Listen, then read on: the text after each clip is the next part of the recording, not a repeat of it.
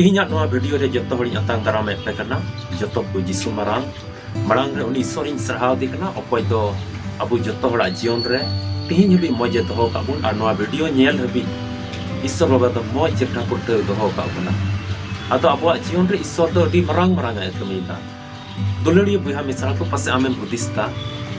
जिसु मसीह दो नोआ धरती ते दो एकेन भागी संवाद लई लगी की हेजना मेनखाय बांग अडी हाहाड़ा कमी उदुग होय हेजना और ओना तो जत्तो मनवा को लगी प्रभु जिसु मसीह दो नोआ धरती रे हेजना और अडी हाहाड़ा कमी को का तो अबु जत्तो हड़ बन अंजम का गया बाइबल रे अडी मारांग मारांग हाहाड़ा कमी का तो जिसु मसीह मनवा रूप ते तिसे ताहेकना उदुग को आरे कमी तो का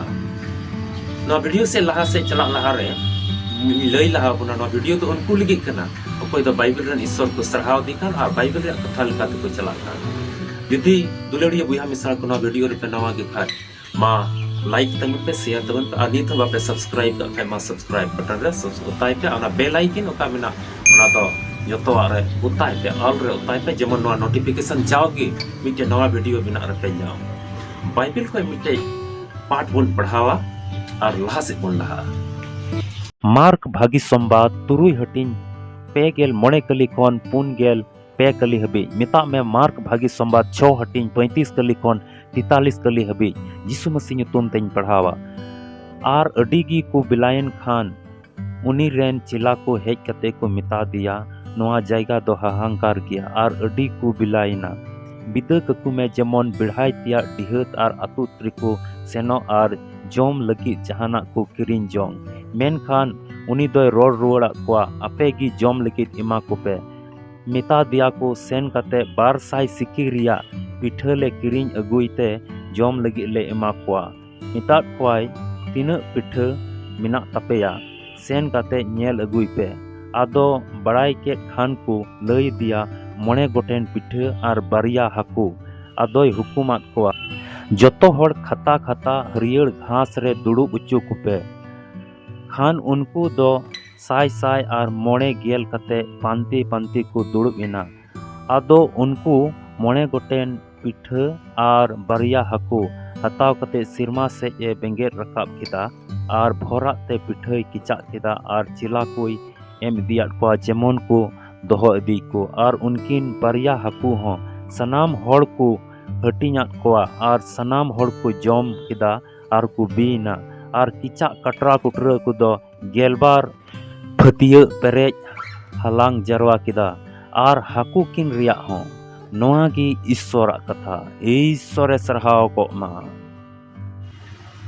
नोआ पाठ रे बन नेल किदा हाहांकार जायगा रे प्रभु यीशु मसीह तो भागी संवाद लईदा और आइमा गादिल हड़ को दो ओंडे को हेज कना और ना भागी संवाद को अंजम दा संगीन संगीन कोई तो 10 किलोमीटर का कोई तो 20 किलोमीटर का कोई तो टी संगीन संगीन को हेज कना और प्रभु यीशु मसीह का भागिया बंचाव रे कथा सुनोत कथा को ईश्वर बाबा लय खान उना जतो हड़ को अंजम दा तबे अयुब पिलायन खान बिला दो हसूरना तबे चिला को उनी सेन कति को मिताय कना मा बिदक को में गुरु मा बिदक को में नि तो बिला होय हसूरना जी को जमा जेमन आडे पासे आतु ति को चला डिहत ति को चला आ दुकान खय जहाना को किरिन अगुई अदोई कुली के को आइलन चिला आपे ठे चीज मेना चिला को मेन केदा आले ठे दो मोणे गोटे पिठ आ बरिया हाकू मिना किना अदोई हुकुमा को नडे बन नेलता हुकुमा को मा दुड़ुब कुपे ओना घास चितान रे दुड़ुब कुपे आर पिठ दोई कोय के को हाकू आर पिठ चोट से कोयो कते चोट से समांग कते ओना दोई भोरदा आ तिना को दुड़ुब ठीक ले जतो हड़ को जम बेइना नडे बन नेलता बोले मनवा हुदिस रे असंभव की ओना तो आर उनारे तो ईश्वर भोरदा जो तो हड़ को जम बेना आर हो सारे बारे का कटरा कुटरा तहे कना फतिया रे गेलबार खिचले कोई और अटी ढीर हड़ को तहे कना ओंडे आ जो तो हड़ को जम बेना नोटे अटी मरांग हाड़ा कमी बन नेलता ईश्वर मरांग हाड़ा कमी बन नेलता pasai amem budista ini jion rehon Iso baba do bay nyeleng kana ama jion rehon Prabhu Jisu Mesih ame nyeleng kana tihin ho unia katha anjom lagi uni dulari lagi judi amem panjai khan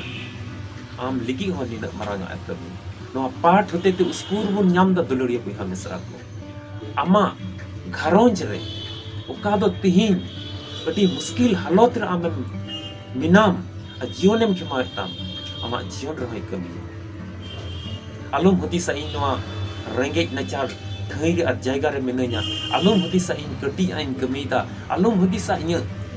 mana riak beton do thoda gya alum hoti sa indo roj hila kami kate berhon kami kate indo gharon chin chalatnya iso baba Prabhu Jisu Mesih am hoi bolo ama jion re botol egu ame nyele me kan ama jion re phirau hijua sari ki duluriya bui ha mesra ko iswar to abui nyele bon kana iswar to abui godo bon noa Prabhu Jisu Mesih hahara kami nyel kate tihin bun bujheu dare kana uni iswar to tihin hahara kami bui iswar kana nacar anidan kamjor iswar re bang ka ko kita mati marang iswar kan beri marang iswar em panjau kati beri talini iswar em panjau kati ona ita alam bhavna ma jion re bodol hiju ईश्वर के कथा से लिखते तो हरे बड़ा आदर